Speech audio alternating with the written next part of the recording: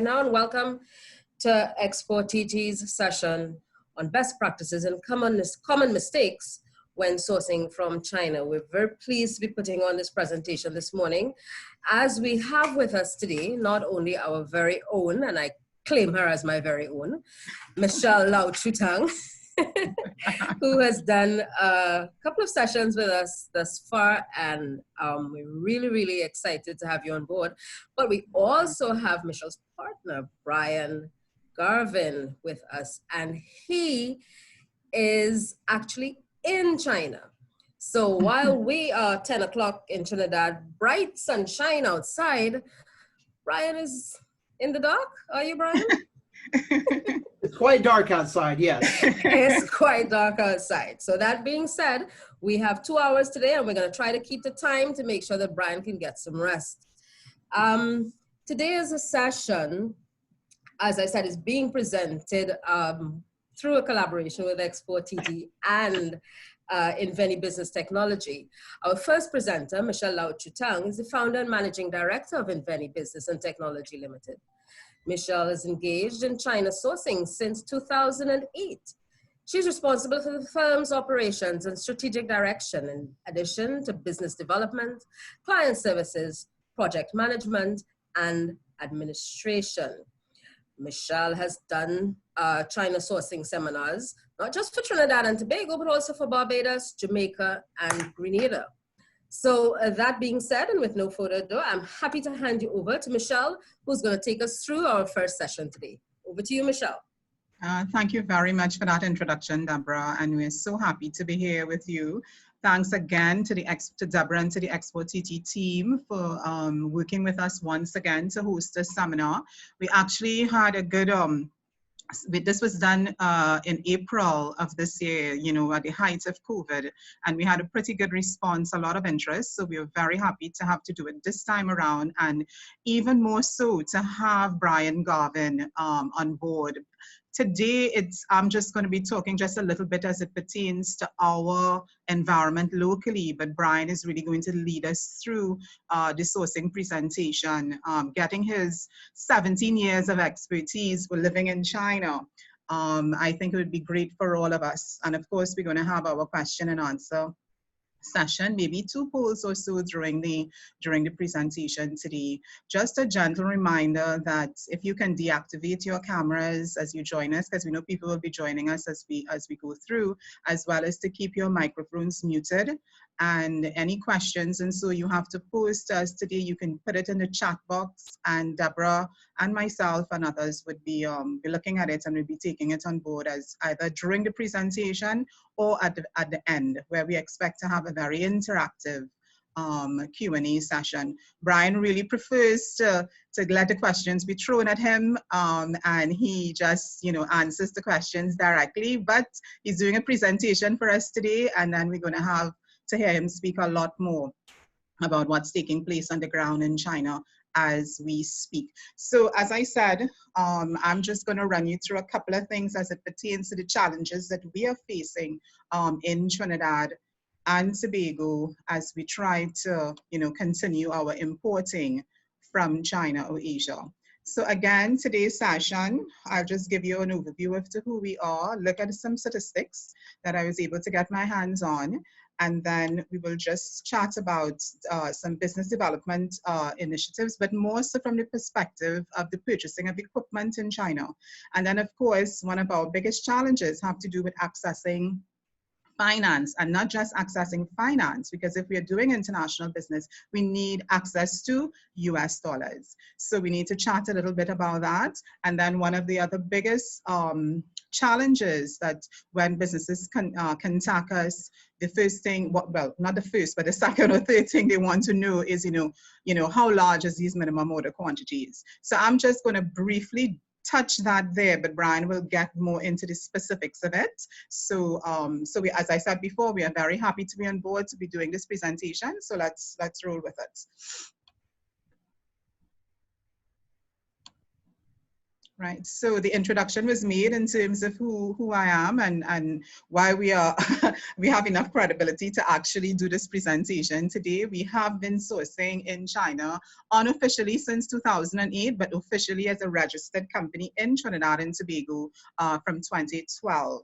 And our tentacles extend pretty deep as it pertains to the people that we work with in China. And Brian is actually our lead associate consultant, not just for China, but for Asia as well. And you'll get some more info on that as we go forward.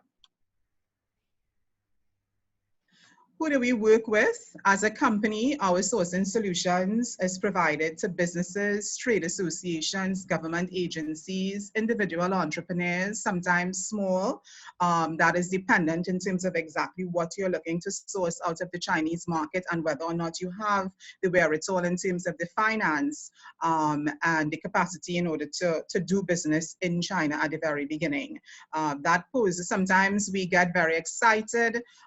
We look on trade portals like Alibaba and AliExpress, Global Sources, and we see all of these lovely prices for products that we want, and we assume that we can get them at the quantities that we want and at the price that we are looking at on the screen.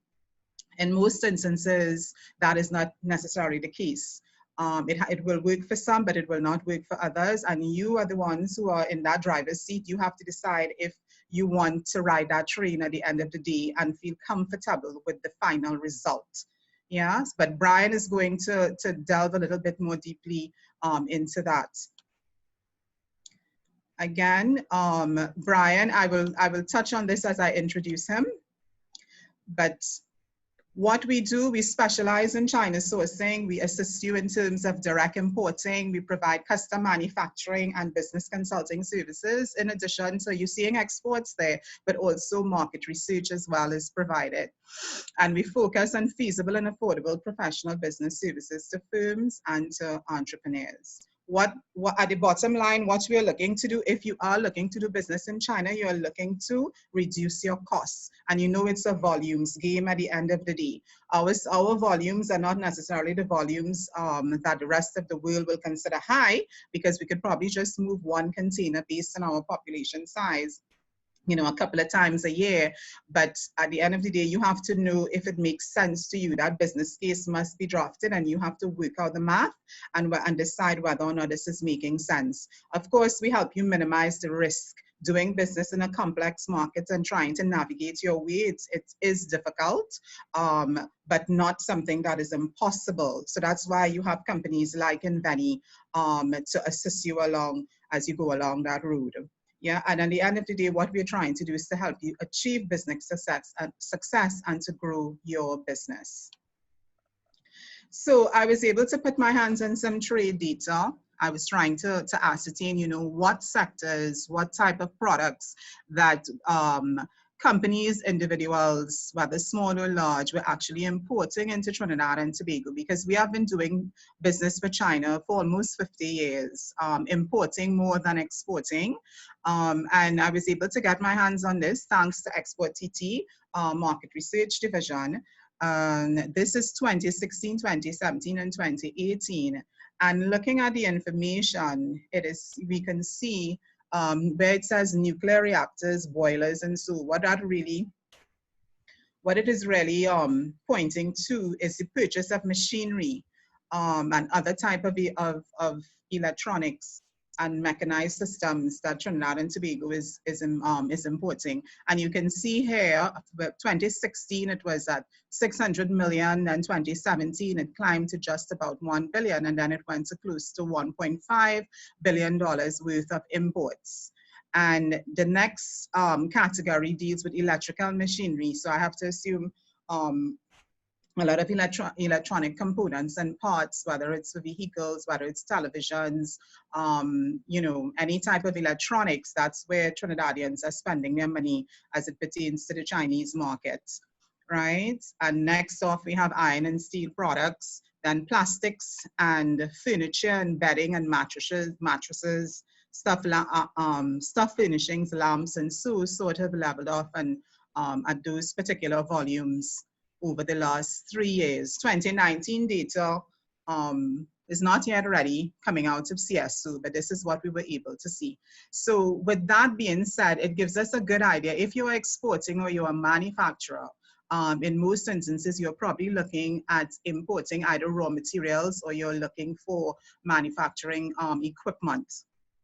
So we know that even before COVID, you can get access, or could have gotten access, and still can get access, I should say, to loan facilities to purchase equipment. Again, the crux of the matter is going to be not just the purchasing of equipment, but the payment to the suppliers in foreign currency, meaning US dollars or otherwise, depending on where you're purchasing from. So just to give you an idea of some of the things you need to take into consideration. Let's use the purchasing of equipment based on the trade data that we just saw. I chose this in particular because a lot of questions about purchasing equipment. We have actually assisted a manufacturer in Barbados to set up a factory to produce a particular product. However, those things are never easy, regardless of whether you're purchasing in China or you're purchasing in any other country in the world. But there are certain things that are required by the buyer that they should do in order to ensure that there is success at the end of the day. Purchasing the equipment is just but one component of the business decision to set up a factory or to have a mechanized piece of equipment to reduce the amount of time that you're spending in terms of producing your product. So sometimes we bypass all of this, we get pretty excited, or we sit down and we look online and we say, okay, maybe I'm making, I don't know, oils or something like that. And we're looking for a product that, can help us, let's be less labor intensive. However, you may find a product, it may be doing a certain number of things to alleviate your stress, but there are other factors that you need to consider. Did you consider the electrical requirements? So what is required, and do you have that setup to house that equipment properly when it arrives here in Trinidad? Because that is going to stall whatever it is you are trying to do. Have you looked at the dimensions? Have you looked at the dimensions of the equipment versus the space requirements? That's where you are putting the equipment. And these things that I'm mentioning are very, very real, because you go online and you see the equipment, as far as you are concerned, it is exactly what you need. But all of these little things are not taken into consideration. And when the equipment comes, as I said before, and I'm saying it again, there is some serious problems and consideration in terms of installation. And you have not yet begin to use the equipment, which in itself can have some more issues if you're not doing things right, so that you can start your savings. So the first thing I want to guide you along with is that you need to make a list, which should be part of your business plan. You should not just decide, okay, let's say I'm making straws, for instance, but I decided that, it's better for me to set up a whole factory to make straws. However, it might have been a better business decision for you to actually purchase inventory and stock and just add a margin and, start making some money before you actually look at the investment of purchasing this equipment and setting it up. So the business decision that needed to be made, did you work out the economics and the math that is behind it to ensure that it makes good business sense and that you are doing the right thing? And you don't necessarily have to do this alone. You should have had some sort of business planning in place before you decided to make that level of investment. Yeah, you need to have a drawing. I mentioned before your space requirements, because you've had situations where someone orders a piece of equipment. When the equipment actually arrives, and the rented space that they have, that space is too small. The equipment is too large, and you have not as yet placed someone inside of it to assist with the operations. Right? And then is it outfitted the way it needs to be? And then the first thing you're going to hear is buying equipment from China is not a wise decision, but you also have a role to play at the end of the day. Yeah, our electrical requirements on this side of the world is very different to what what is available in China. And Brian could, if he gets a chance and during his presentation, because he has a lot to say and to give to you today, maybe we can touch on that a little bit. But it is something that we need to be really focused on. It's not a plug and play situation, most definitely. And it doesn't matter if that piece of equipment is actually a small piece of equipment, its capacity is pretty low, or whether it's a whole factory that you're setting up at the end of the day. So be very detailed with your specifications, understand what it is you're doing, understand your requirements, take into consideration whether or not you need the entire piece of equipment right now, or should it be in a modular form where you can build on it as the business grow, that sort of thing. So you need to take all of those things into consideration, as I said before. And of course, financing. Can you finance this purchase? How are you going to do that? And again, if you are working and you're doing things properly, you would have worked out the economics of the situation in terms of your purchasing, because you also have to take to consider spare parts, you have to consider maintenance, you have to consider many other things in terms of the production output and all of that. So all of that forms part of the cost, not simply the piece of equipment. And you may find that I'm harping on this a bit, but it is a real situation, having dealt with clients, both in Trinidad and in the Caribbean, as it pertains to the purchasing of equipment for your business. And that's whether you're a manufacturer, exporter, or doing both, or at whatever level. Yeah. So financing, of course, as I said, big issue, and we do have that. Outside of the situation with foreign obtaining US dollars for payment to suppliers. And that brings me to the next challenge, and as I mentioned before, which is the access to financing.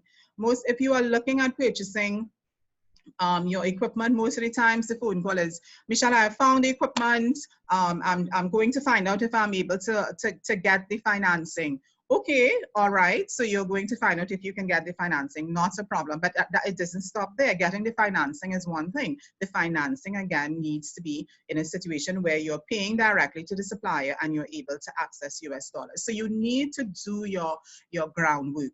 You need to understand what's happening in the market. If you're tackling a commercial bank versus, let's say, NEDCO, or if you are going to Exim Bank or you are an exporter, there's a facility that is available to you that you can access, where if you pay, the payment will go directly to the supplier in US dollars and you will pay in TT dollars. Yeah, and more information could be had from exporTT. And let me just bring that up on the screen. So in case you may not be aware of this particular facility, I just think it's fantastic with regard to exporters. Bear in mind, if you are a new entrepreneur or a small business, you have not done international business before, you are not an exporter, this facility is not going, you cannot access this facility. You will have to go through the normal way of trying to access queue at the banks in order for you to get your foreign exchange, or whatever means that, whether it's from family, friends, or whatever it is in terms of you obtaining your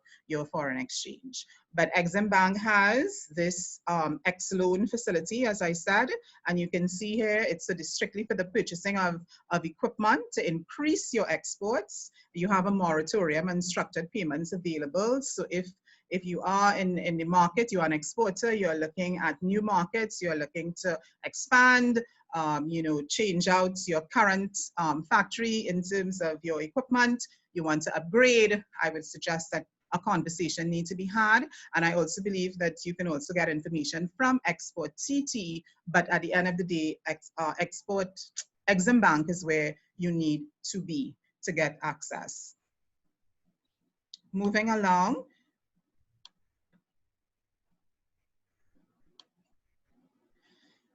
And access, again, in terms of financing, NEDCO, I mentioned NEDCO previously, still an option. Up to last week, I got a call. Someone has visited NEDCO. They're filling out the paperwork in terms they need to get the quotations to bring in their container. And I advise them, just as I'm telling you, getting access to TT dollars is one thing, but we need to put things in place as it pertains to obtaining US dollars to pay to the supplier.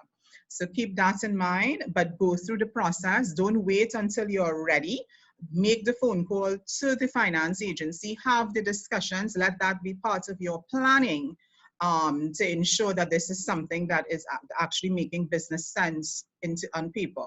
Yeah, the commercial banks is there, not necessarily the first place I will send you for a loan to get access to financing as a new entrepreneur, but certainly if you are doing business and you have been doing business for a while and you're exporting or you're just beginning in terms of that regard, or you're trying to scale the business in some way, there's no harm in actually talking to the commercial banks. We know with what has happened with the pandemic that there are a lot of, there are stimulus loans available for SMEs who are generating revenues over $1 million at the banks, and at Netco for those who are generating less. And that, I believe, is in the option of a grant facility, and that is to come. It's not yet ready to be ruled out.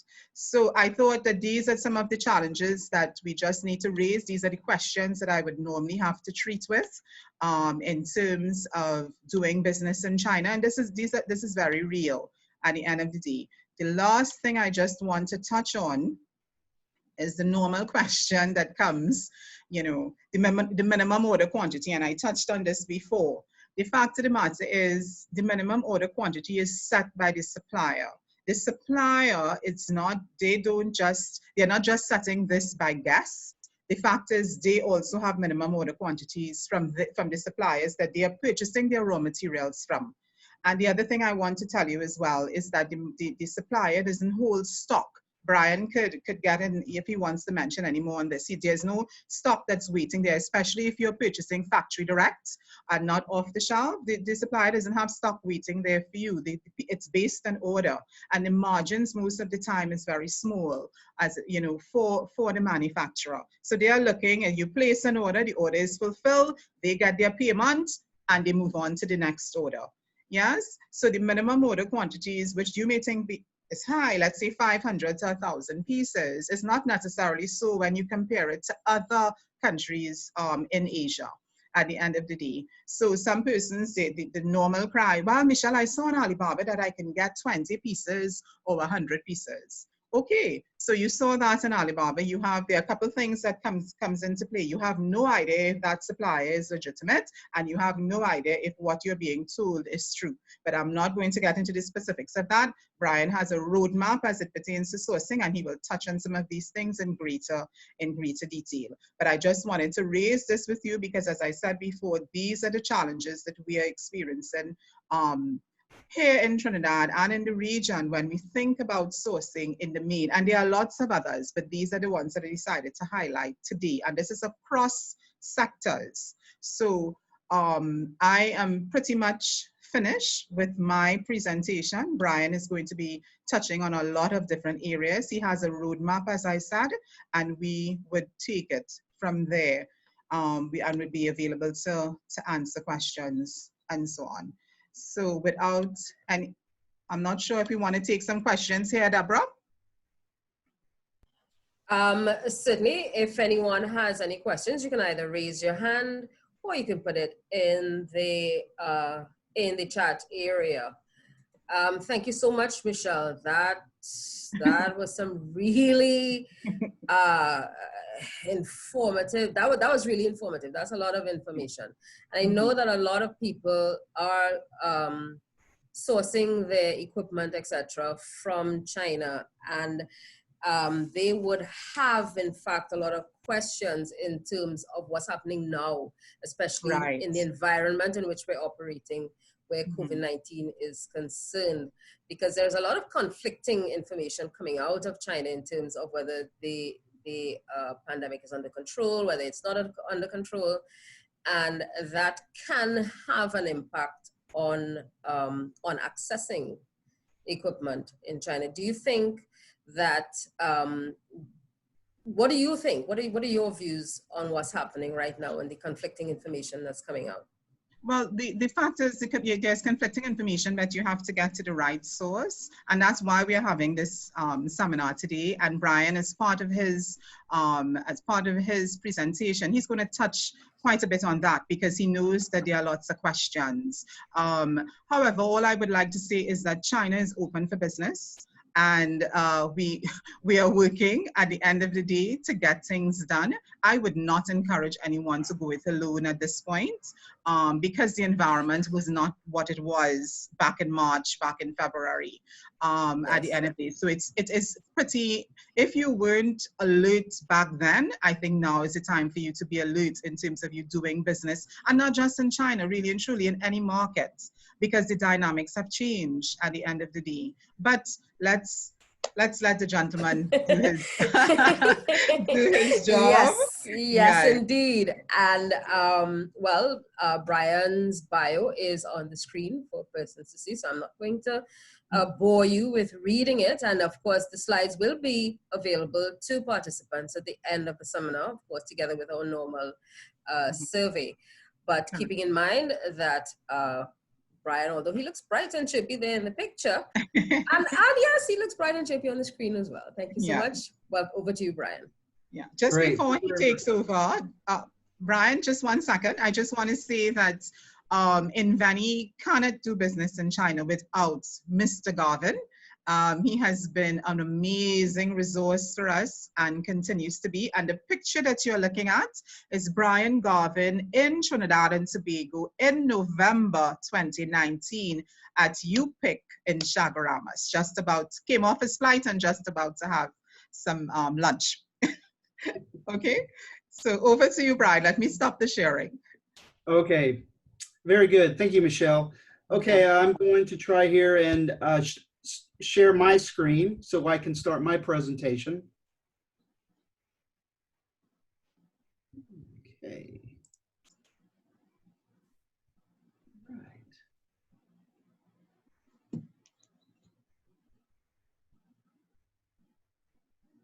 Excellent. So we should be able to see that in there.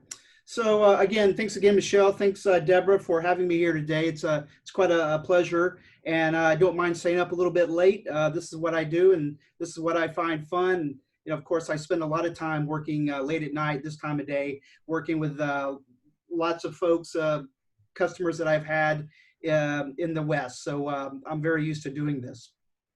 Again, I'd like to welcome everyone here for joining us here today.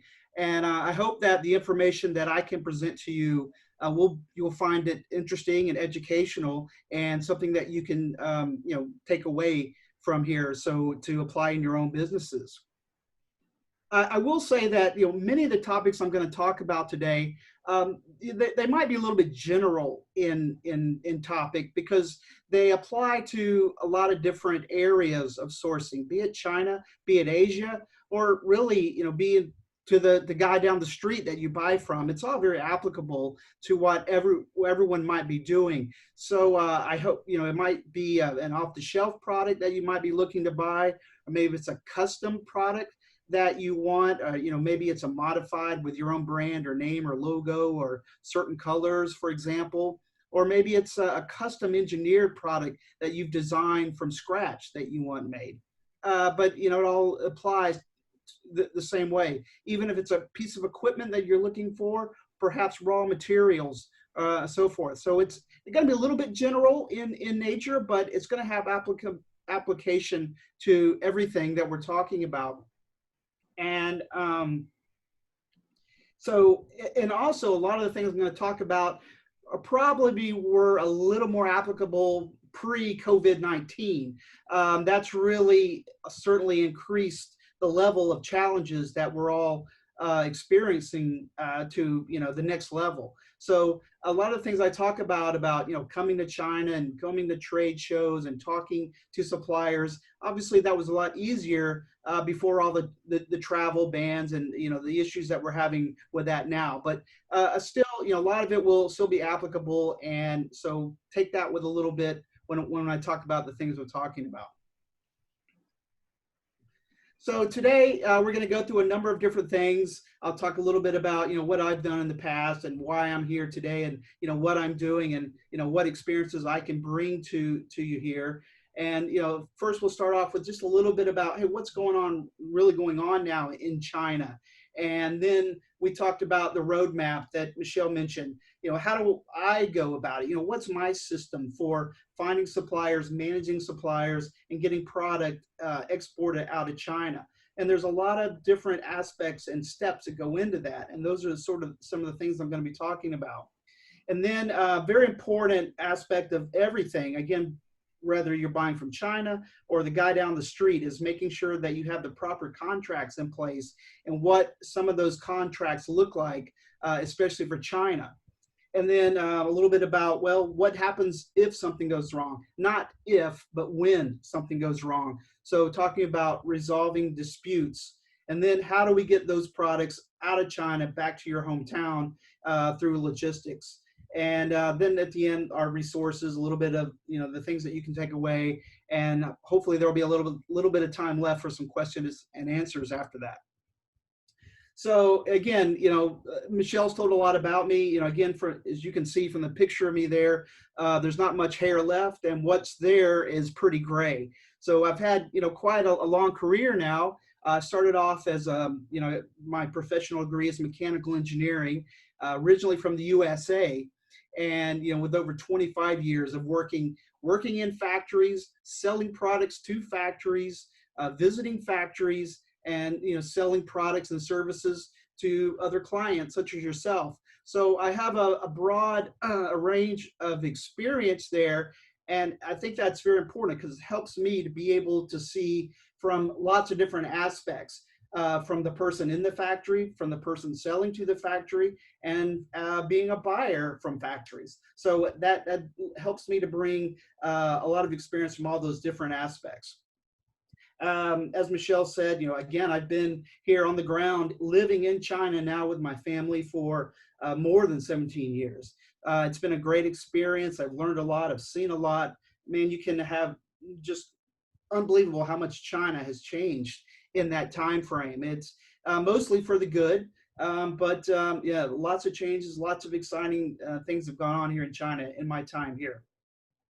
As I said, in my own experience, I've worked in factories. I've worked for big companies and small companies. And dealing in China, I've worked with large corporations and small to medium-sized enterprises, and lots of startups, people that want to come to China and get their own products made and designed and exported out of China. So again, that gives me a broad range of experience in dealing with different size companies and different size or different types of products, be it, again, off-the-shelf items or custom engineered products or equipment.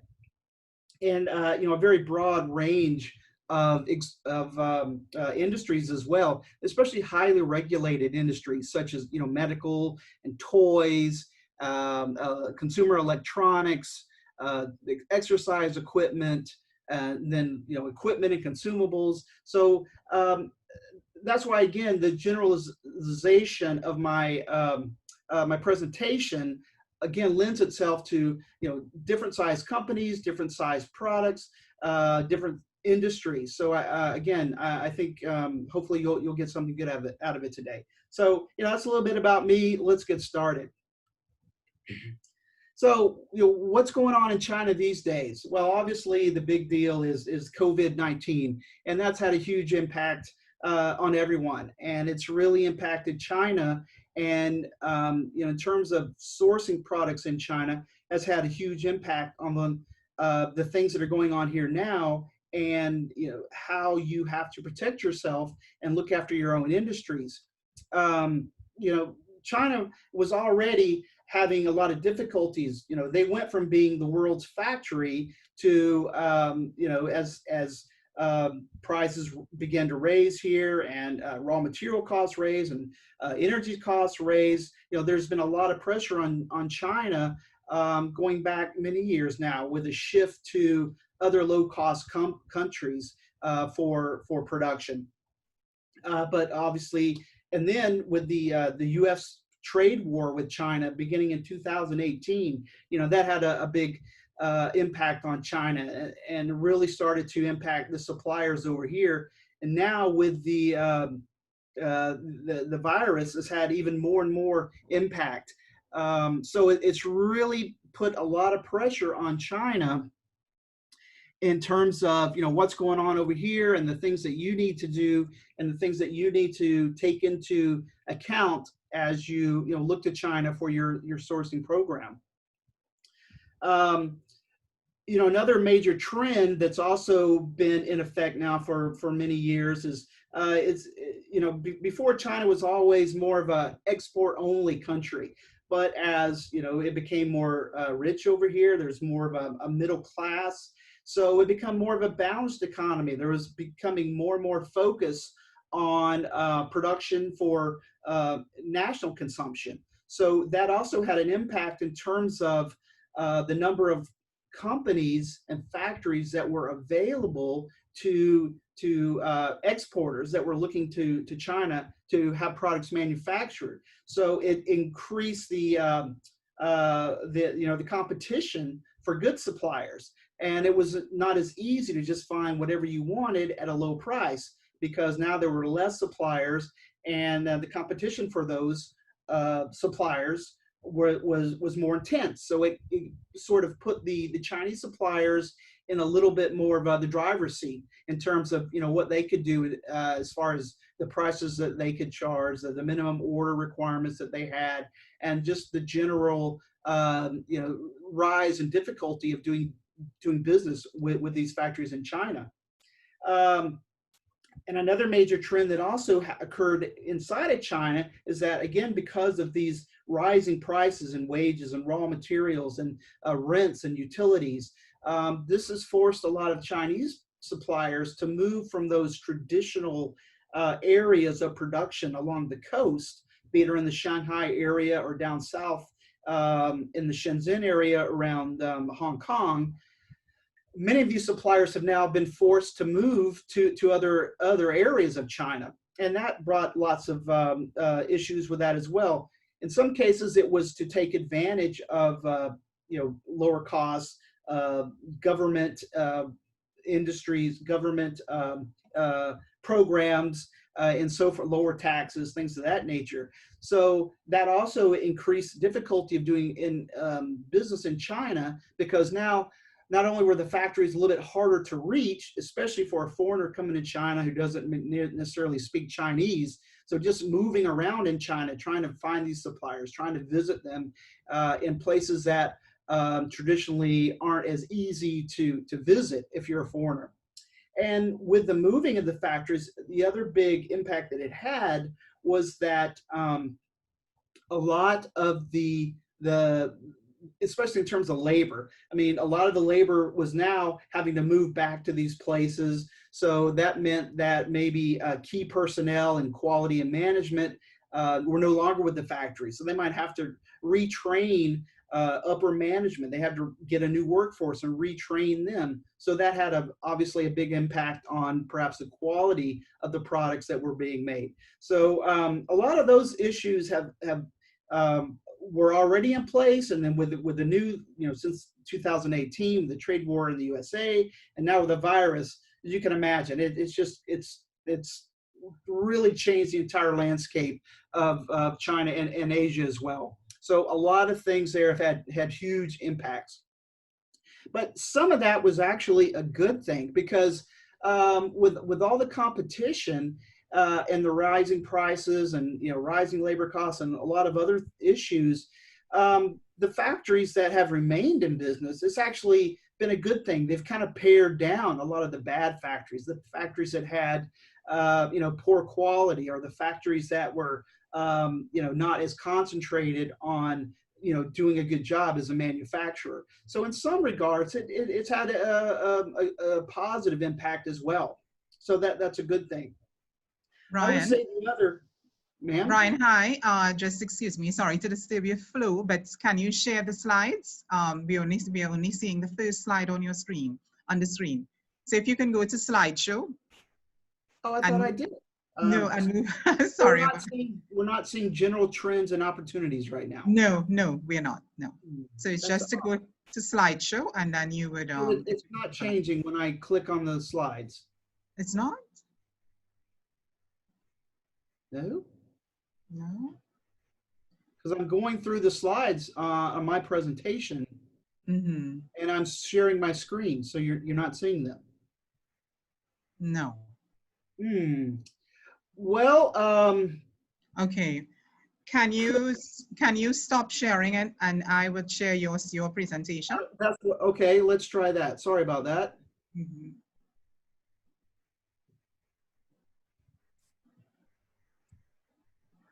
Okay. So if you can share the presentation, then I'll just I'll just go through my notes based on your screen. Mhm. And of course, folks, please be reminded that the slides will be shared with all participants at the end of the session. Yes.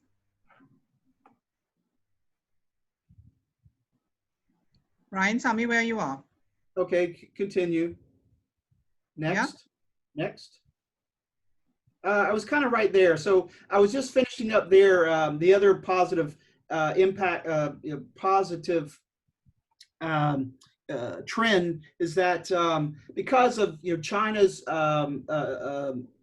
emergence into the WTO and their rise as a a major manufacturer, and in terms of finance, a lot of those issues have and technology for sure has caused China to take contracts much more importantly, mainly because now they've got Chinese companies that are developing their own technology. So in order to protect internally the Chinese technology, they've had to recognize that they have to take into account contracts with foreigners that are trying to do business in China. So in terms of the legal system and the things that are available, particularly in terms of due diligence and things we'll talk about in dispute resolution, the fact that contracts are taken much more seriously in China now is another good aspect, positive aspect. So, all right, having said all that, we all know that the world's gone upside down and it's all crazy here. So what I want to talk about now is, again, in my system, and what I always recommend to my customers is how do we put together a successful sourcing program in China, regardless of what you want to buy. So I put together what I call my roadmap on how to do that. And the first thing that I always talk to my customers about is, hey, really know your product. And I know that might sound a little bit, crazy, but you'd be surprised. I mean, everyone thinks they know their product, or if they have in their industry.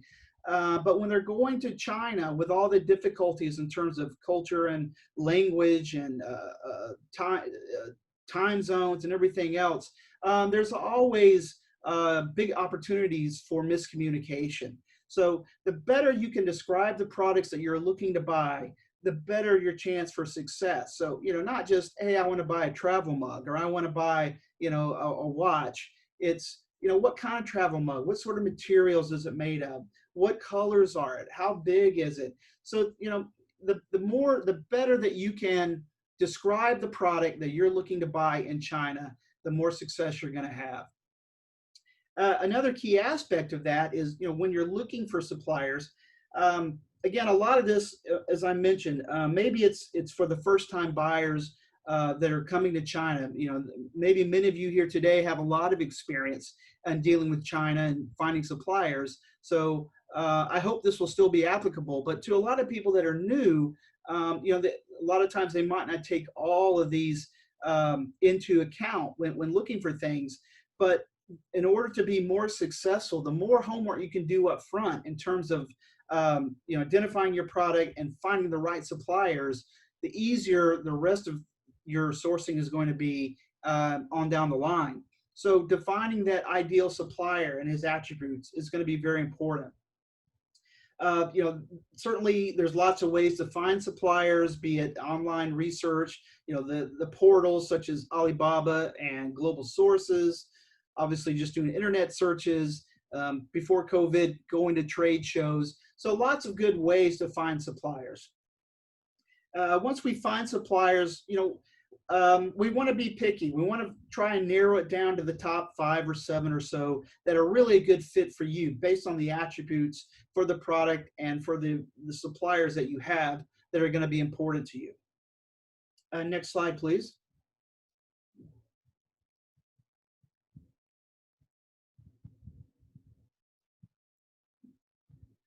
Okay, and continuing on with the roadmap, once you've found the suppliers, you've narrowed it down, then, you want to do the due diligence on them. You want to audit the factories, make sure that the factories that you found online or even at the trade show are really who they say they are. Then, of course, getting samples from them, maybe starting off with a small test order before moving on to a large full order. And then also the ongoing project management. How do you manage those suppliers? This is going to be very important. And then, of course, the logistics. How do you get the product out of China, delivered back to your home market? So again, finding the right supplier for you that really meets your needs in terms of the size of that supplier, the price of the products that you want to buy, or equipment or machinery or raw materials, the capacity that that supplier has for making your product, their capabilities, how good are they at making the product, what's their quality like, how much experience do they have actually making this product for your market. What is the lead time? How long does it take to get the product made? What's the level of quality that you can expect based on their experience and their equipment and their capacity and their lead times? Do they have actual export experience? Have they exported their product out of China, much less to your market? And what's the ease of communication with them? Of course, now everyone is talking by email, and I probably have 4 messenger services open on my computer at any one time. So there's lots of ways to communicate with suppliers these days. So picking one that they're familiar with is important. And probably the last one, is that supplier really interested in you? Did they just take your order, or is it going to be important to them? Are you actually, what's the size of the factory? Are you really commanding a significant portion of that supplier's business, so that when you call, if there's an issue or a problem or you have a question, are they going to take you serious? So not only do you like them, but are they interested in you? Next.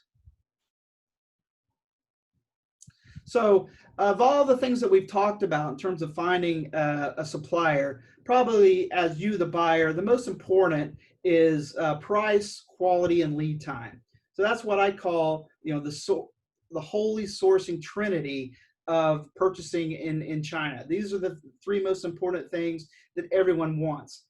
Unfortunately, generally, you can only have 2 of these. So you have to be very careful about which 2 you pick are the most important. Next. So if you want a low price and you want it quickly, that's doable, but generally the quality is going to suffer because they're just there. You've already pressured them down to a low price and you want it fast, fast, fast. They're just going to get it made and get it out. So generally quality is going to suffer. If you need high quality, but you want it really fast, that's doable too, but you're going to pay for it. You're going to pay with a high price, and it's going to be a lot harder to negotiate on price when quality and lead time are what's more important to you. And lastly, if you need a low price, but really high quality, it's going to take a long time to get that product. Because again, getting back to the supplier, maybe they're not going to be interested in that order because now they've got a low price and you're really pounding on them about quality. Then the time to get that product made is going to suffer, if at all. I would say the first of 2 of those are attainable. The last, less attainable. But whatever's important to you, it's always a negotiation. Next.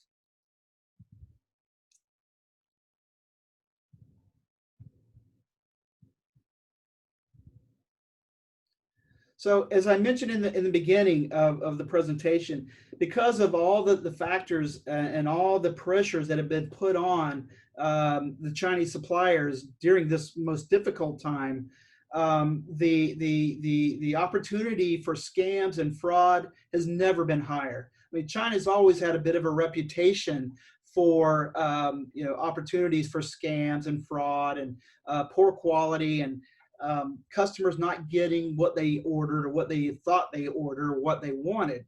But now more than ever, with so much pressure, especially in finance for these suppliers and the competition for them, it's more important than ever to do the due diligence on them. Don't just be seduced by a low price and pick that as your number one major parameter when selecting a supplier. It should probably be number 3 or 4 even, and because price can always be negotiated. You can always negotiate it, but it's the level of quality is going, and the lead time is going to be impacted by how hard you negotiate that price. So take all of those parameters into account when you're looking for a supplier. Again, pre-COVID, it was easy to go to the trade show, and the suppliers at trade shows were generally, you could expect them to be pretty reputable suppliers. It costs them a lot of money to not only register for the show and attend it, but to send their representatives there and set up the booth and spend several days in a hotel and all the other expenses. The trade shows are quite expensive. So you can expect that the suppliers at a trade show would be fairly reputable, you could expect.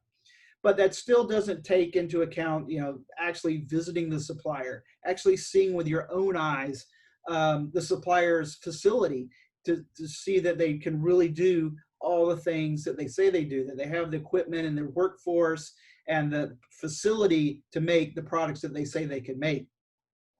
And then don't be afraid to ask for a reference. And a lot of cases, it's hard to get references from Chinese suppliers. They always seem to want to protect their customer base, as if you, the buyer, are going to go to their other buyers and try and buy product from them and resell to their other clients, which is not the case. As I try to explain many times to the salespeople in China that I'm dealing with, it's to your advantage to be able to offer up, happy customers. As a salesperson, I'm very happy when I can introduce one of my clients to a potential new client, so they can tell all the good things about their experiences working with me, rather than be afraid to show who they are. I'm very happy to provide references. So I always ask for references. It's sometimes very difficult to get that from them, but I still ask. And in the event that they actually do provide a reference, make sure you contact them for verification. Another part of the due diligence is, and I'm going to talk about this more when we get into the contracts, but it's very important to know who you're paying. There's always can be opportunities for a lot of funny business in China about who actually owns the factory, where is it registered, where's the bank, whose name is on the bank, is it a business account, is it a personal account? There's a lot of issues that you need to be aware of when you're actually paying for the product that you're trying to buy. So be very careful about that, and part of the due diligence can be doing not only a physical audit of the factory, but a financial audit as well. There are services in China that can provide that information. And then lastly, remember, I don't know actually in Trinidad what you might have there, but in the USA, we have what's called the Better Business Bureau.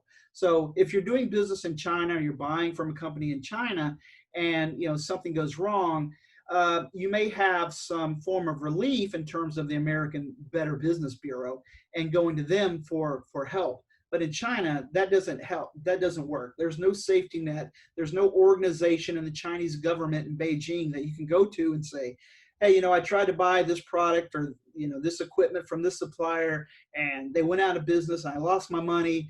What can you help me do? And they're just going to say, I'd love to help you, but that's not what we do.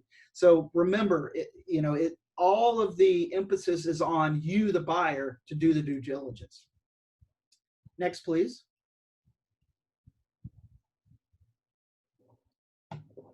So, again, unfortunately, pre-COVID, I would say the most important part of the due diligence is visiting that supplier in person. That had the biggest impact on the success or failure of your sourcing program. It's out the window now. It's still not impossible. Fortunately, there are people in on the ground in China that can be of assistance should you need that service. Next, please.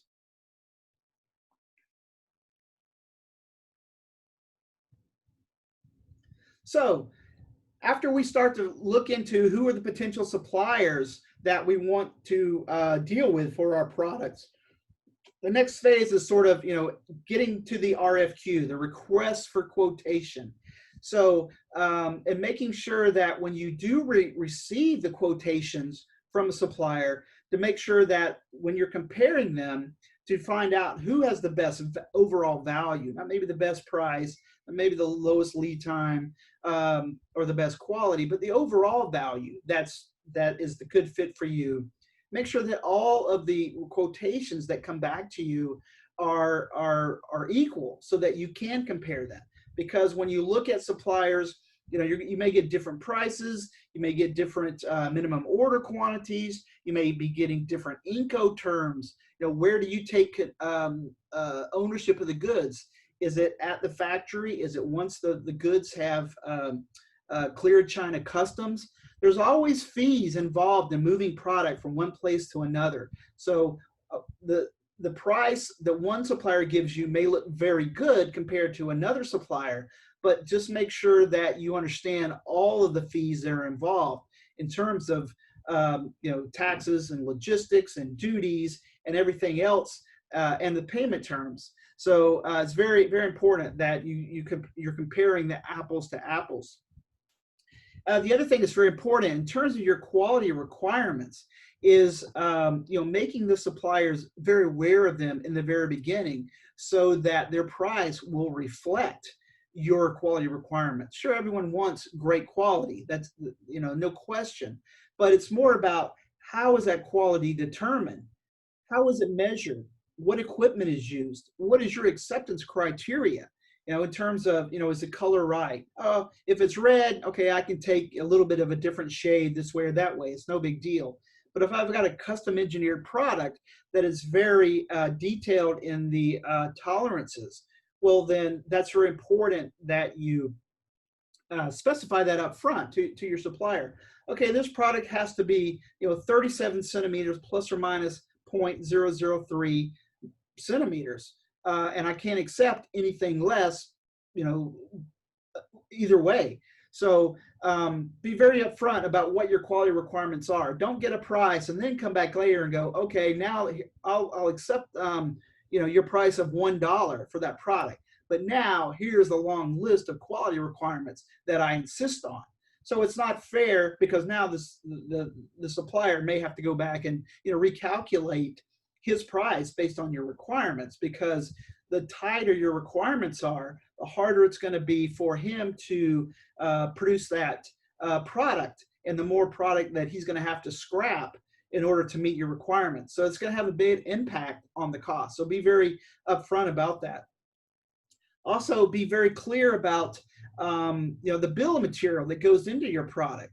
For example, if you're buying an electronic product and you need very specific electronic components, perhaps from a major electronic supplier, so rather than just some off-the-shelf comparable part. So if that's important, make sure that the customer understands that. I'm sorry, the supplier understands that.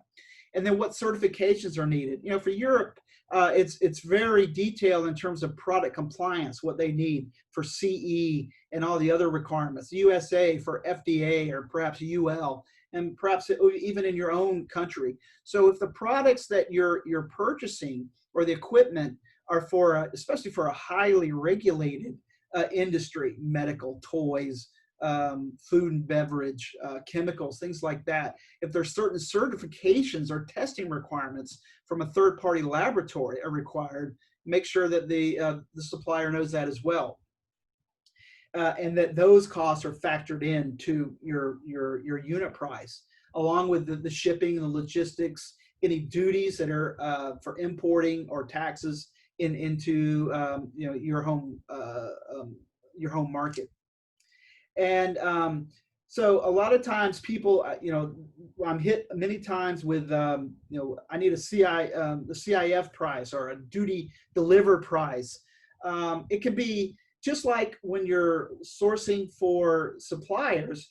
Also, don't always rely on them to give you the best price for logistics. It's also good to interview 2 or 3 different logistics freight forwarder companies to get the best price from them, because many of these companies have different prices based on their markets or the time of year or the type of shipping and so forth. So the logistical costs can also be a major component of your overall price. So don't just rely on your supplier to give you a delivered price when you can go out to freight forwarders and get quotes from them as well. Next, please.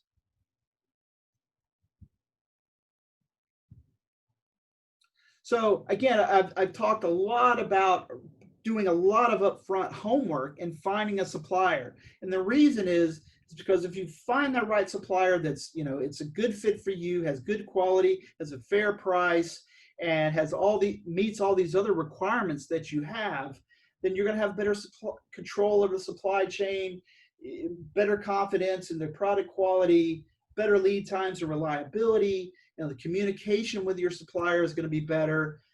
If it's important to you about your products where your IP is of concern, be it your name, your logo, or perhaps the actual design of the product itself, you're going to have a better handle on that.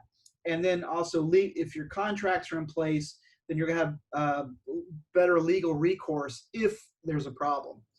So it's a lot of work to do up front, but if it's going to be a long-term business for you, the more homework you put in the beginning, the less headaches you're going to have down the line.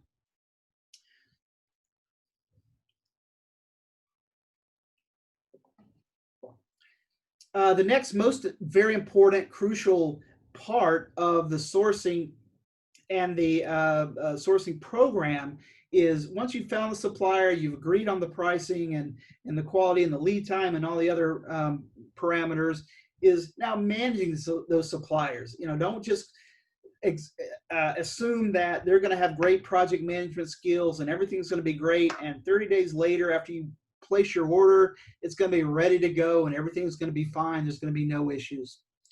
In my experience, that never happens.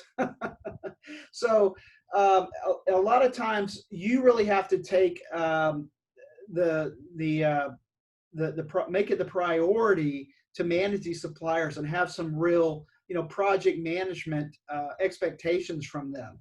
So establishing what I call the OPL, or the open project list. So that's just a list of all the items and tasks and things that need to occur during the production phase or during the entire sourcing process to get done within a certain time.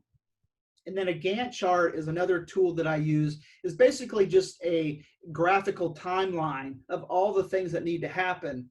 And sometimes they're dependent, one is dependent on another, and one thing can't happen until another thing is finished. So it helps to lay it out by day or week to see that, what is the timeline for completing your project.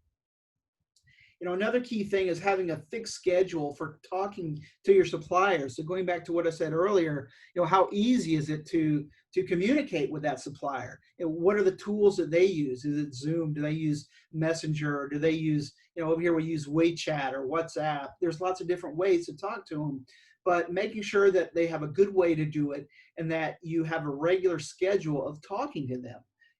Say, every Wednesday at 8 o'clock, I'm going to call you and we're going to go over the week's issues about what we talked about last week and what are the new issues for this week. So having a schedule and sticking to it is very important, not letting those days slip or letting, more days go by without talking to your supplier. And being open, projects and problems happen. I would say that one of the bigger issues that I do deal with many times is when Chinese suppliers have a problem, they tend to hide it. They don't like to tell their customers bad news. But bad news isn't always a bad thing as long as there's actually a solution and some way to fix the problems, and there's a path forward for fixing that. So the earlier that you can understand if there's problems and what the issues are and what the root cause is and what the solution might be, the easier it is going to fix it and the less impact it might have on the delivery date. So being open about the problems and what is it going to take to fix them, be it time or money, that's important.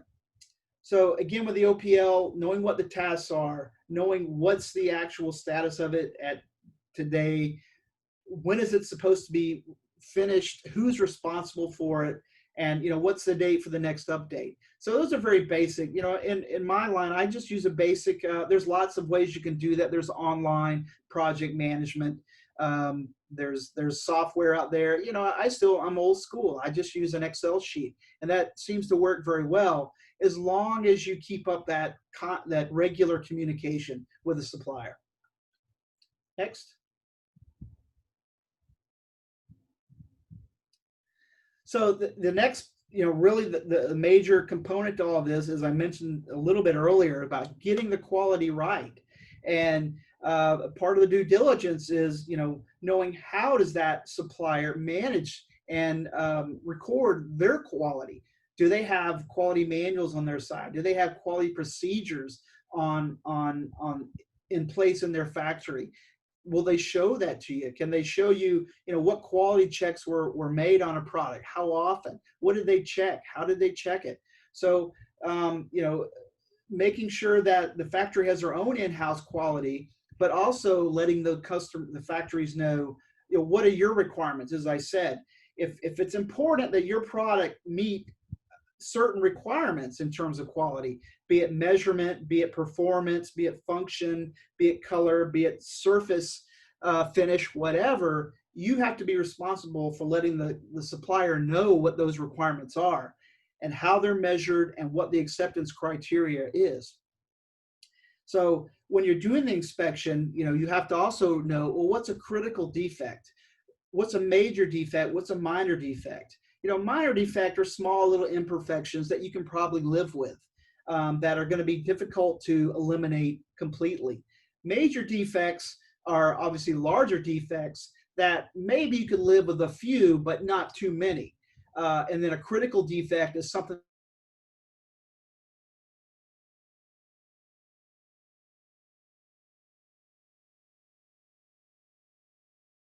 interpretations of what those defects may be, and they may differ from what your expectations may be. So again, clearly define those in the beginning. And then there's audit, testing, and inspection, and they're all different. An audit, of course, is when you go to a factory and you actually audit the factory itself and the quality systems and the capabilities and the facility of the manufacturer itself.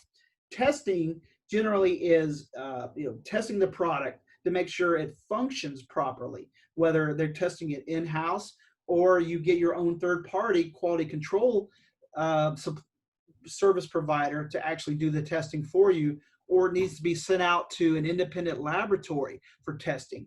Again, especially for those highly regulated products that have lots of requirements for testing. You may not want to rely only on your supplier for those results. You may want to send it out to your own third-party testing facility as well. And then finally, there's inspection. Incoming inspection of raw materials, in-process inspection during manufacturing, and then final inspection once the products have been made. Again, what's important to you? And all of these are going to have impacts, again, on the price. So it's important that you talk about your supplier up front.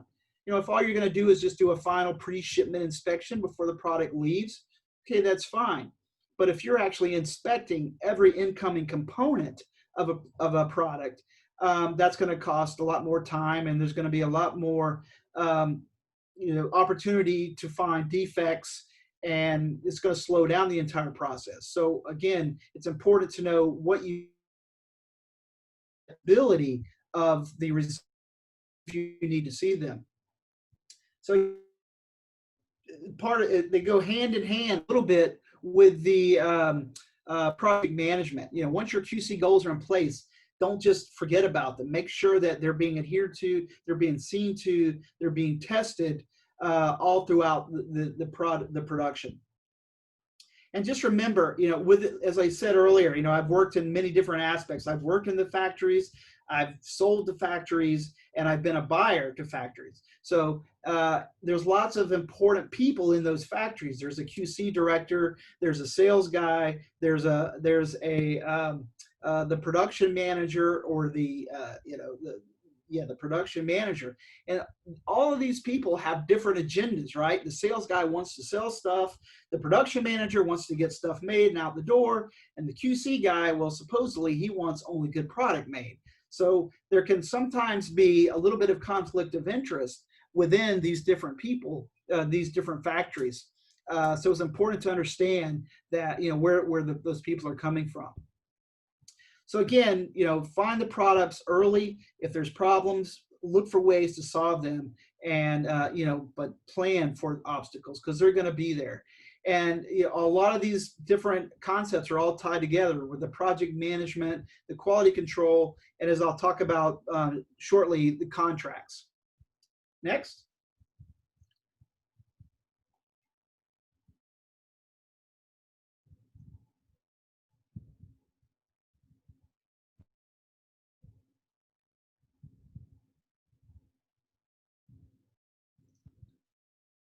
To come through, there we go. A little bit more, Michelle, just check, is my audio still coming through okay? Garvin, we're hearing you just fine. Okay, good, thank you. I saw a bit of a poor connection on my end. Finally, I don't want to talk about this too much more, but if the factories have their ISO quality systems in place, that's great, because that means they have traceability. Again, linking your payments. Again, I'll talk about this in contracts, but never pay until your final payment to the suppliers, until all the quality requirements and all the production requirements have been met. And again, obviously supplier visits are important if possible. If not, you have third-party quality control groups that can do that, or your own dedicated specialist, is looking out for looking out for you are possible. Next. So now contracts, again, most important, and as I said earlier in the when done properly, have a lot more impact in China and through the legal system. So it's more important than ever to make sure you have a proper contract in place. And if you do it right, in the event that problems or there are other issues that you have to deal with. But just in terms of the purchase order alone, contract in place.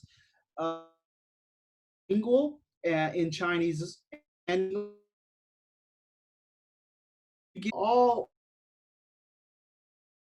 of that, they sign it and they company stamp, what they call in China the chop. They get it chopped, making sure that that's on there and that you have that signed contract with a supplier.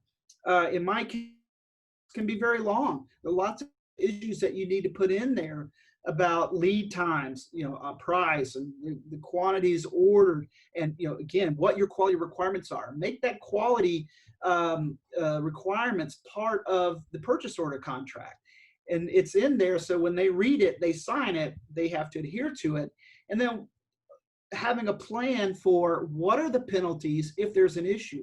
If the product's late, what are you going to do? Because maybe your customers are expecting you to deliver the product in a certain time frame. So if your supplier is late to you, then you're going to be late to your customers. That could have a problem with you. So what happens if if product is late? Does that reduce the cost? Do they have to pay for air shipment versus sea shipment? So stating in there, what are the penalties? What are the penalties if there's quality problems? Does the product get replaced? Does it get reworked? Does it get inspected again by a third party? Who's responsible for that, paying for that second inspection, and so forth? Don't leave anything up for negotiation when there's a problem. It's better to have all that spelled out, agreed to beforehand. If you have your own product and you're getting product made in China based on your and you're worried about your IP protection, your intellectual property, well, you might want a separate type of contract for that, non-disclosure, which I'll talk about a little bit. So not sure if that's applicable to a lot of people, but if you are, we can talk about that later. As I said, plan for non-conforming goods, plan for there's going to be defects, there's going to be issues that need to be fixed. So having that in the contract is very important. Knowing your risks in your market. So if you're importing a highly regulated product, again, medical, children's toys, food and beverage, the requirements ahead of time. That's very important because you might need to regulatory compliance, make a product in a certain way inside of a product, electronic or medical product, and inside of a clean room environment. So knowing what the regulatory requirements are for your product. So if that's important to you, it's be expressed in the contract as well. Next.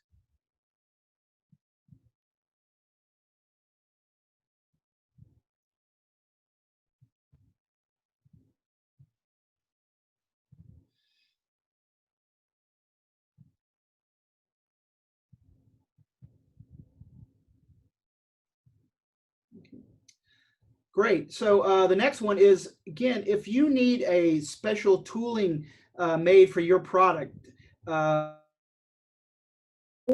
couple of things.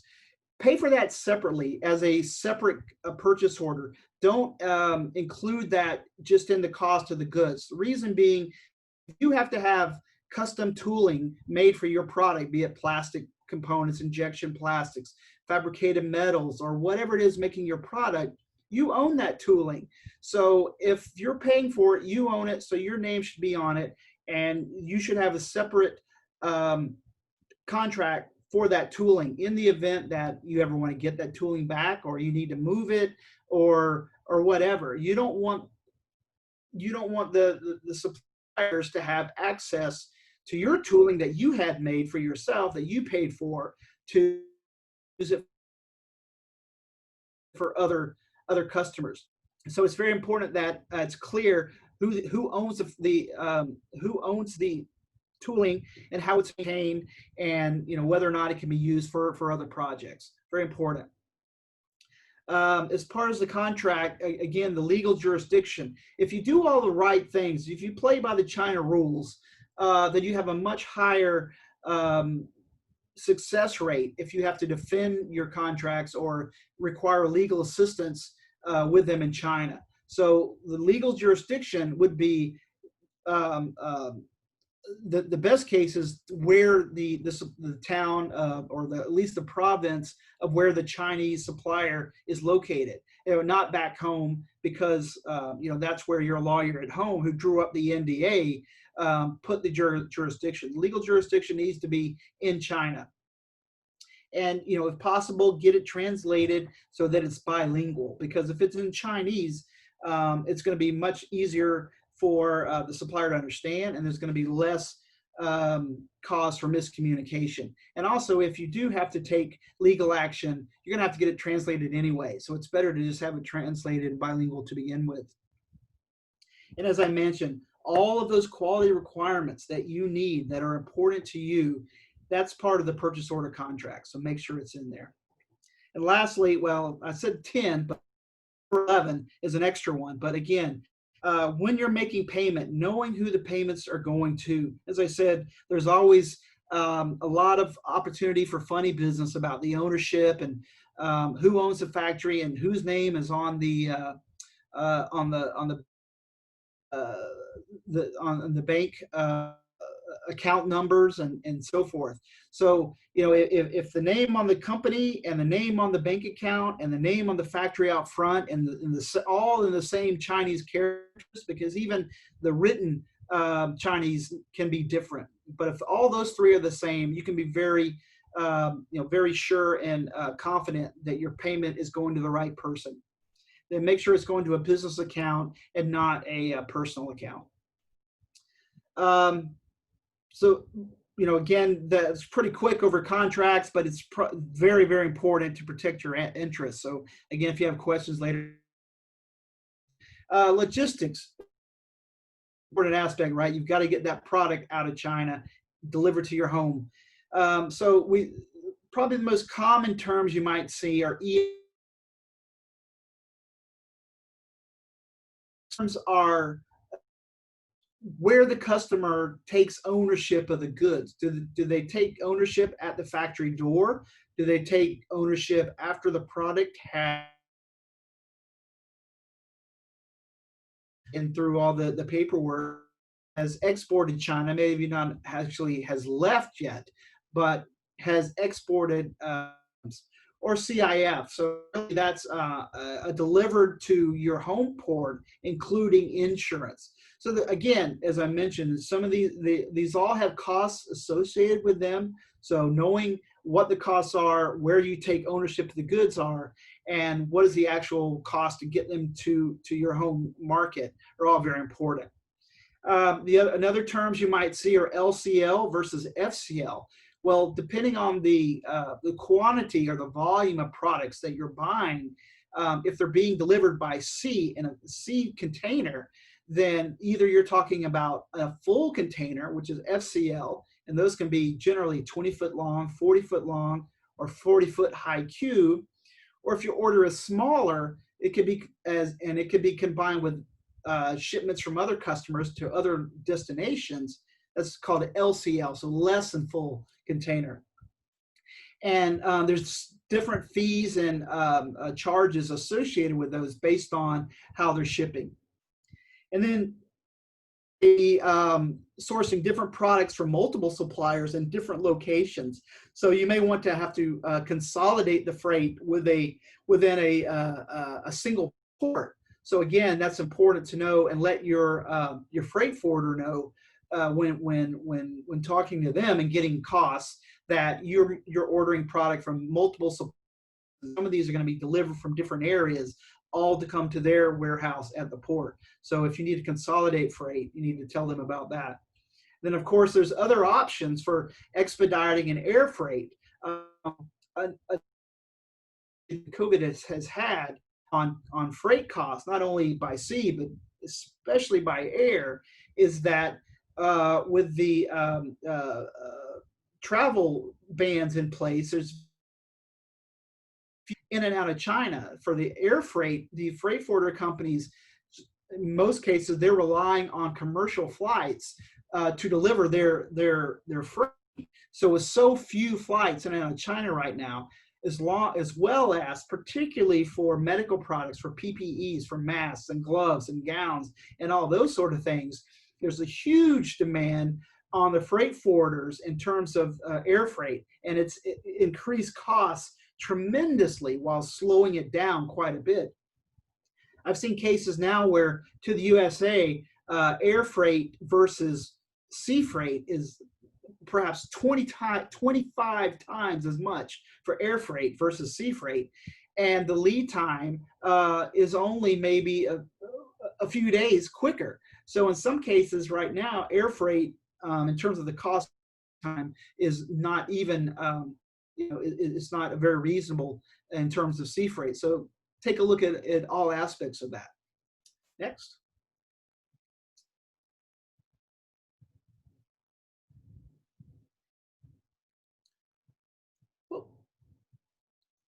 So finally, the last part, as I said, you always plan for the worst, hope for the best, and plan for the worst.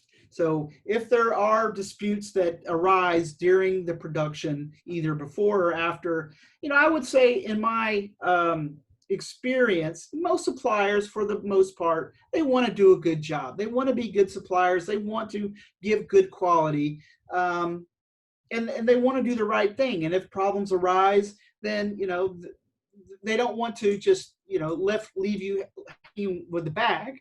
They will try to work with you. But again, all these things are all tied together, right? And they're intertwined. And it's better to have all of these issues for what might occur already negotiated in place in your contract. So if you've got the bilingual contract in place with the penalties and what happens if there's issues, it makes it a lot easier. As I said, clarify the ownership with your tooling. Get a separate PO for that so it's standalone and you're not paying for that as part of the unit price of the products that you're buying. Use that appropriate legal jurisdiction. So if you've got all that in place to begin with, it makes dispute resolution a lot easier. And always negotiate. Tell the supplier, hey, we have a problem. How can we fix it together? Whatever the solution might be. So negotiation is always the best course of action. But if that falls down and it's not just outright flawed, there are legal outlets available. Perhaps you talk to a lawyer, get a demand letter. Sometimes just sending a legal document to a supplier with a resolution might be enough to do the trick. Sometimes maybe not. But in the end, if you need legal assistance, those outlets are available as well. But it all goes back to having that, bilingual contract and chopped and signed in the beginning. So there's ways to do it, but it starts with having the right contract. In the end of the day, everyone wants just to get what they want out of China at the right quality, at the agreed lead time, at the agreed price. And to do that with life in general, right, it's just establishing that relationship with your supplier, just not being another number, another name in their POs, having an actual ongoing conversation relationships with them. So finding that sweet spot between your relationship and your trust, but monitoring that production to make sure it's going the way that they say it's supposed to be doing, and having contracts in place to enforce those things that you need done.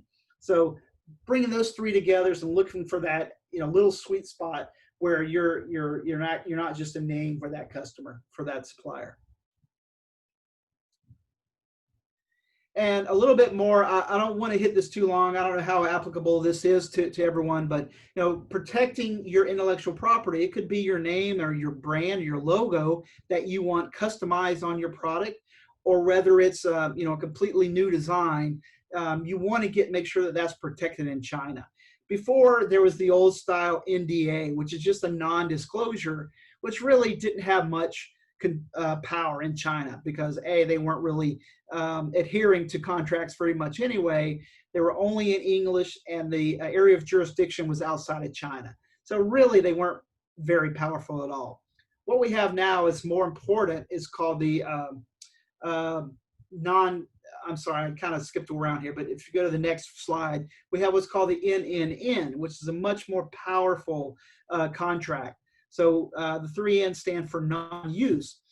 That means that the factory can't use your products or your ideas or even your tooling for other manufacturers. So that's important, the non-use. Next, please. The NDA is part of that as the second NNN, but in this case, as I said, the NDA, if a supplier is wanting to use your ideas or your logo, they're not going to tell someone else about it. So the odds of them disclosing that information to someone else, except for maybe another family member who has a similar factory up the street, is pretty low. But it's still, it's important to take that into account. And then there's non-circumvention. The suppliers know that you're coming to them to buy products that you're going to resell at hopefully a higher margin. You're going to be opening up markets and selling product into your market. So the last thing you want is to establish business there and then have a supplier make an end around and then come in and try and sell that product into your market. So having a non-circumvention in there is very important as well. So that contract again can be made, and it's very detailed, bilingual, English and Chinese. Very important. So again, if anyone has any questions about that, I'll be happy to talk about it later. So that pretty much wraps up everything I have to say. I've talked about a lot of different things. I hope some of it sank in. But if the most important thing you take away from all of this is, you know, whatever you're buying, doesn't matter if it's off-the-shelf items, modified products, custom design products, equipment, raw materials, make sure you have a real purchase order in place and know who you're paying, and making sure that the payments are made to that bank account, and it's the same name as the company you're dealing with, and it's the same name as the factory, the name on the gate out front. If you can do all those three things, if nothing else, you will have done more than a lot of people do, and ensure that you'll have less headaches, you know, down the line. Thanks again for your time. I hope kept everybody awake. I'm glad it's early over there, not late here. So if you have any questions, I'll be happy to try and entertain them and get you an answer. Okay, great. Thank you so much, Brian. If you have any questions, you can put it in the chat area, or you can raise your hand and we will unmute you to ask your questions. But in the meantime, Brian, based on what the presentation that you gave, I have a couple of questions. Sure. In terms of the security issue in China, because of course there are many anecdotes about security and the lack thereof. What kind of, assurance can organizations have from Trinidad in terms of the security of their information when communicating with the Chinese companies? Yeah, you know, it can be very difficult to do that. So the most important aspect of that is having real contracts in place, monitoring websites and other portals. For example, you know, I've heard stories for, you know, customers have sent samples of their product over to to a supplier to have it made, and the next thing they know is the suppliers are displaying that product even on their websites or at trade shows. So yeah, that can be difficult.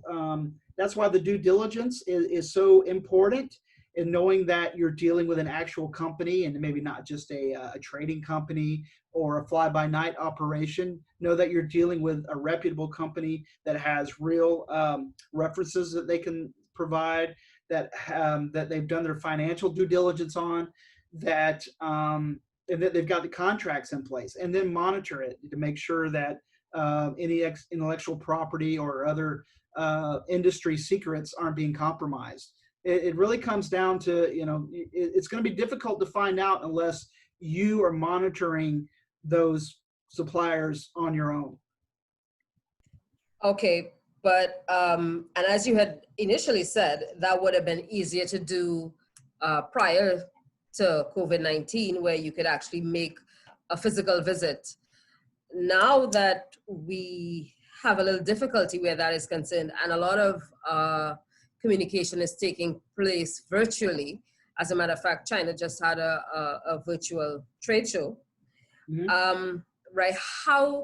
What do you suggest that company, I mean, we keep saying due diligence, you're there, we're mm-hmm. here. So what do you suggest? How would companies now approach this due diligence in the virtual reality in which we exist? Yeah, you know, there's no real easy answers. One suggestion I have is that, particularly if you're buying components of a product that are going into a final assembly, is that we don't always let one factory control the entire supply chain. So if there are multiple components, we may be actually managing the supply chain on our own by going with the different suppliers for electric components or plastic components or metal components, and then bringing all those components into a third party to do the final assembly. So if no one entity within the supply chain knows who all the suppliers are, that's one way to physically control and manage the supply chain on your own. That's not always easy, and it's a lot of extra hard work to do that. You know, a lot of it really breaks down to how sensitive is the information that you have, and, you know, how worried are you about it. you know, again, in my experience, unless you're Apple or, you know, Nike or, you know, a big luxury brand or something like that, um, the odds of something like that happening is fairly small and remote. So it's not as big as a concern. I mean, it's always going to be a concern because maybe you start small and become big. Who knows?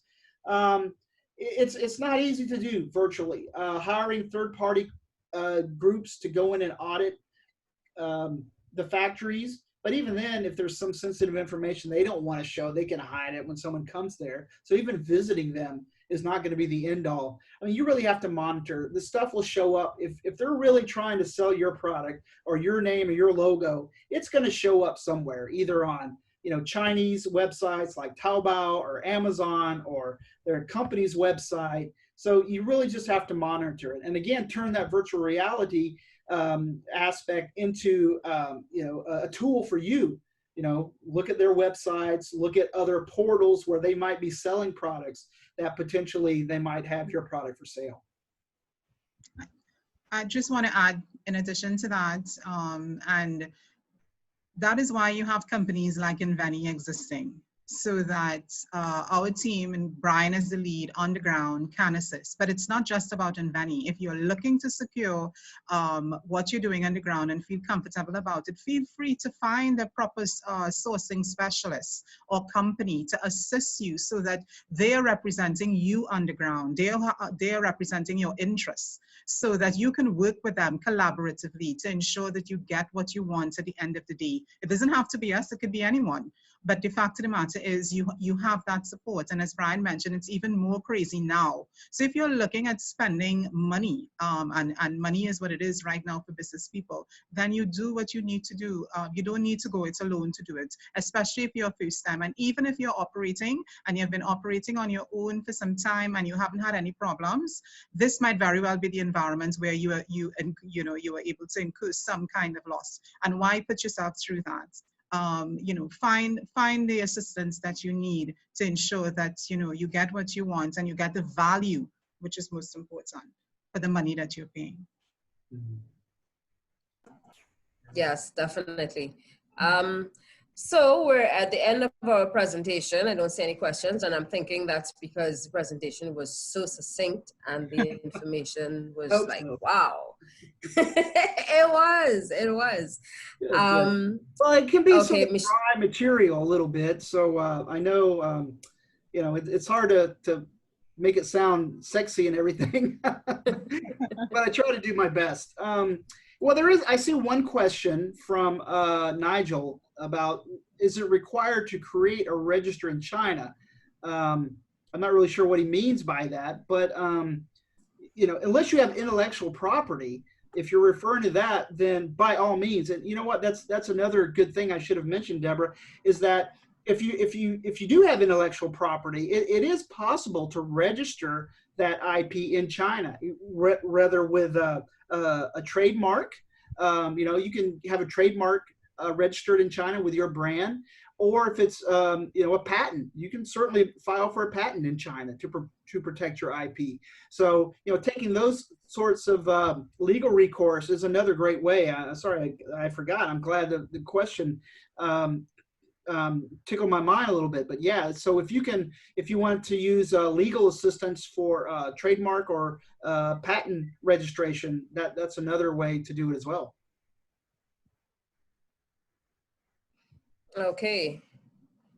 I don't know if anyone else has any questions. I don't know if anyone has had any kind of adverse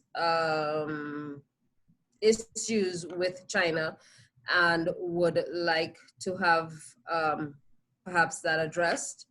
If not, like I said, we're at the end of the presentation. Thank you so much, Michelle and Brian, for again giving us this information. Okay, so now I see questions coming. This question from Alan Samaru: what would be your recommendations for drop shipping? Yeah, as I mentioned, right now that industry, you know, freight for expediting air freight has been under so much pressure because of huge high demand to get products out of China, especially medical PPE products. But this is that I wanted to ask a question. I want to know if she's still doing it. Coupled with the severe lack of commercial flights has made air freight drop shipping very, very, very, very expensive.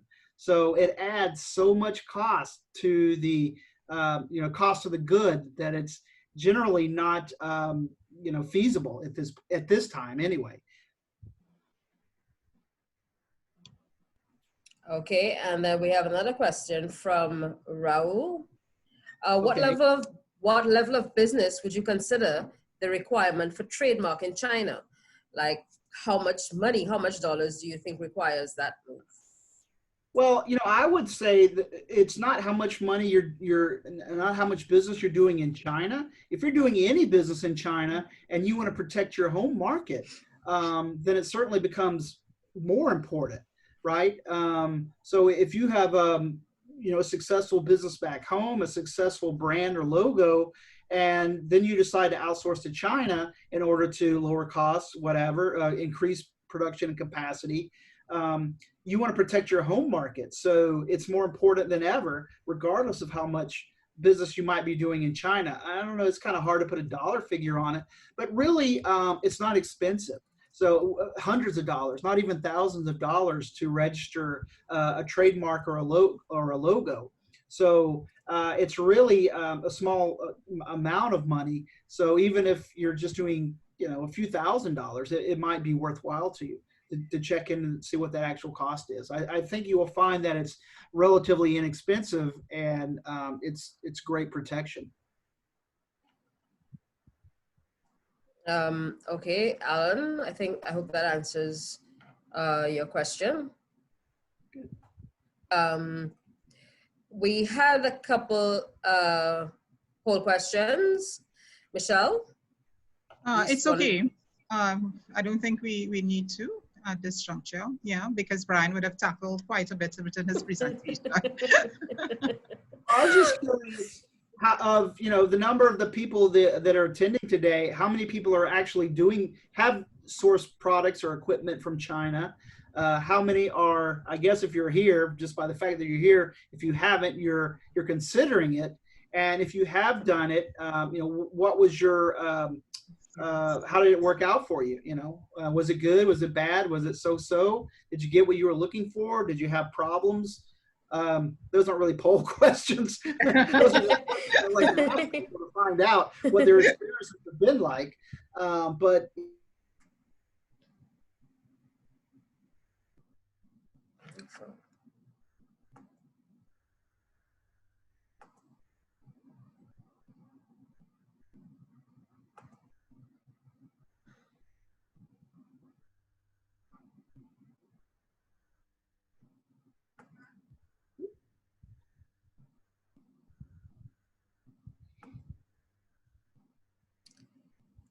are you hearing me?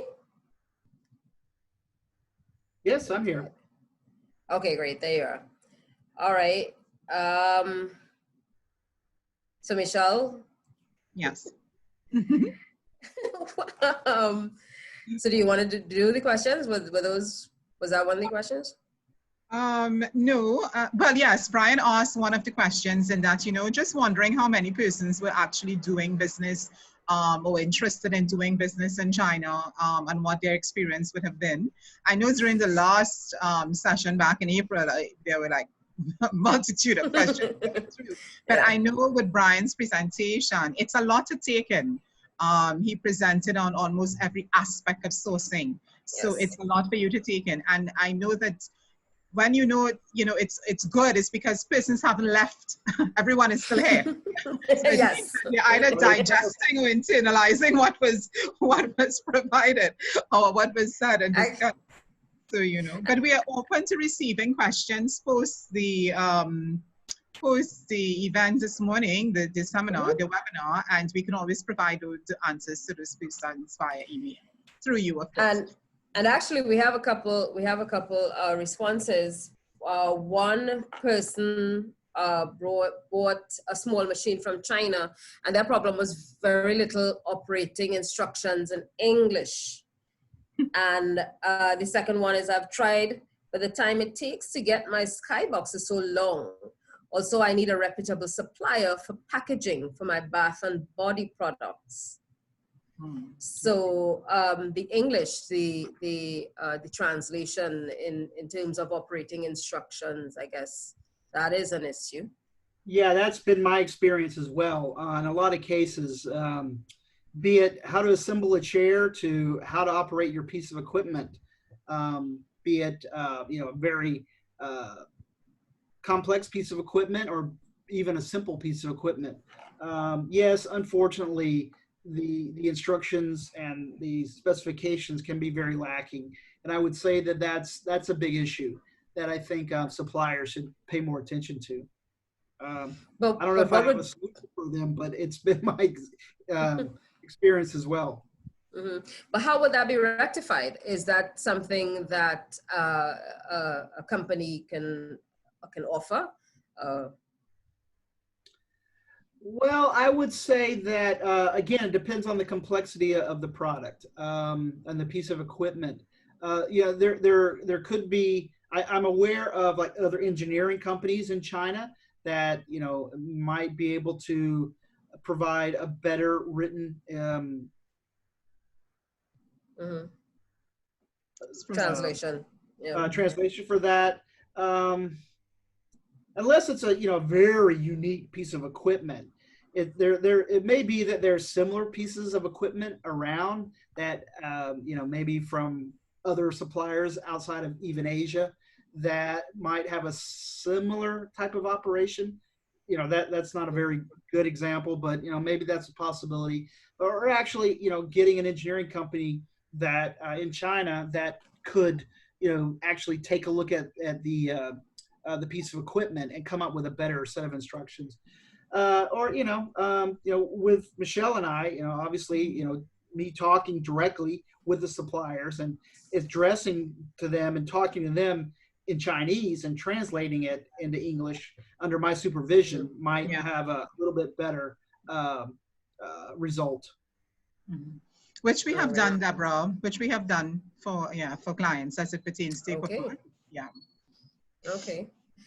All right, great. And of course, the final question, we are looking for packaging for a product. We are talking to one supplier we found on Alibaba. Does Inveni assist with that as well? So yes, to wrap up, you guys, what you can do, Michelle, is just give a brief, you know, recap of what Inveni can offer. Okay, again, in terms of our services, and to answer Keisha Cornell, yes, we can assist you with that. We provide sourcing services across industries. We have a lot of experience. Brian has a wide network on the ground. We haven't encountered any issues in terms of sourcing from any particular industry, even if we have not sourced from that particular industry before. Actually, it's a nice challenge and to do something within a new environment. But we are dotting our I's and crossing our T's, working collaboratively with you to ensure that you get what you want on the ground. Equipment sourcing, clearly, as it pertains to agro-processors or people working in the agricultural sector, it's key. As I mentioned during my presentation, you're always looking for something that is automated and mechanized so that it reduces the amount of time that you spend manually within the process. Yes, so you can reach out for that packaging, not a problem at all. If you go onto our website, that is www.invenitt.com, you could see a list of all the different sectors that we have worked in, and that can make it easy. You could always also give us a call at 271-3438, or you can get me personally at 789-7713. And this information is on the last slide, and Deborah will be sending you that information. Yes, so you can feel free to reach out from an exploratory perspective, just to have a conversation. That's also fine.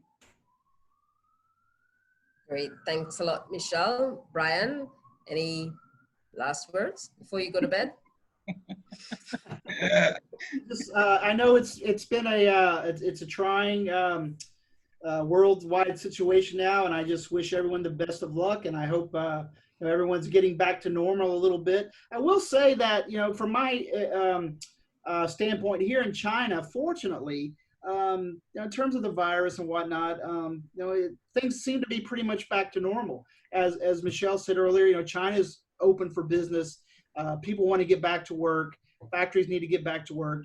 Fortunately for me down here in South China, it's pretty much back, pretty much normal. I mean, so I just wish everyone good luck, and I hope things are getting better for everyone back there in Trinidad, and I hope to be back there again soon. Yes. Wonderful. So thank you very much, everyone, for being on board with us this morning. It was our pleasure indeed to present this information, and exporTT is here to assist you and give you all the information you need to be better exporters of the fantastic and wonderful products that Trinidad and Tobago produces. Thank you so much, everyone. And in the environment in which we operate, please keep safe. Thank you, and Thank you, bye. Deborah. Bye. Bye-bye. Bye-bye.